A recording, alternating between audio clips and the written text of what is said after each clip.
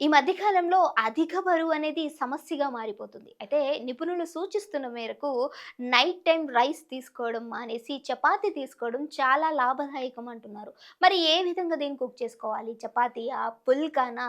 రోటీయా? ఏ విధంగా తీసుకుంటే మనకి మంచిది? అయితే 2 విధాలుగా కూడా నిపుణులు సూచిస్తున్న సంగతి ఏంటంటే చపాతీని ఏ విధంగా కుక్ చేసుకోవాలి? ఏ విధంగా చేసుకుంటే మన ఆరోగ్యానికి హానికరం అనేది ఈ వీడియోలో తెలుసుకుందాం. చపాతీలో vitamin E, B, calcium, iron, zinc, sodium, potassium, magnesium వంటి మినరల్స్ ఎక్కువగా ఉంటాయి. రైస్‌తో పోల్చుకుంటే చపాతీ ఫాస్ట్‌గా జీర్ణమవుతుందట. నైట్ మిగిలిపోయిన చపాతీ తినటం వల్ల కూడా చాలా లాభాలే ఉన్నాయంటున్నారు. అయితే బ్లడ్ ప్రెషర్ లెవెల్స్‌ని కూడా బ్యాలెన్సింగ్‌గా ఉంచడంలో ఇది ఎక్కువగా పనిచేస్తుంది. అయితే నైట్ మిగిలిపోయిన చపాతీని మిల్క్‌లో వేసుకొని తినటం వల్ల కడుపు నొప్పి సమస్యలు ఉన్న వాళ్ళకి కూడా ఆ నొప్పిని తగ్గించటానికి ఈ మిల్క్ చపాతీ ఎక్కువగా పనిచేస్తుంది.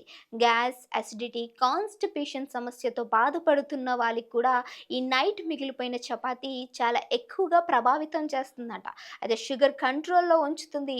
బాడీ టెంపరేచర్ కంట్రోల్‌లో ఉండడానికి కూడా ఈ చపాతీ అనేది ఎక్కువ మోతాదులో పనిచేస్తుంది. అయితే డైరెక్ట్‌గా గ్యాస్ పైన గానీ, నిప్పుల పైన గానీ వండిన చపాతీని తీసుకోవటం వల్ల మన బాడీలో ఉన్నటువంటి అవయవాలు దెబ్బతినే అవకాశం ఉందని డాక్టర్స్ సూచిస్తున్న సంగతి. అయితే journal of environment science and technology ఒక పరిశోధన చేయడం. ఆ పరిశోధనలో సహజ వాయువు అయిన గ్రిల్స్, గ్యాస్ స్టవ్, కార్బోనైడ్స్, నైట్రోజన్ ఆక్సైడ్స్ ఇవి అన్నీ బాడీకి హానికరం. ఎందుకంటే పొల్యూషన్, శ్వాసకోశ సమస్యలు, హార్ట్ ప్రాబ్లమ్స్, సూక్ష్మ కణాలను విడుదల చేస్తాయి.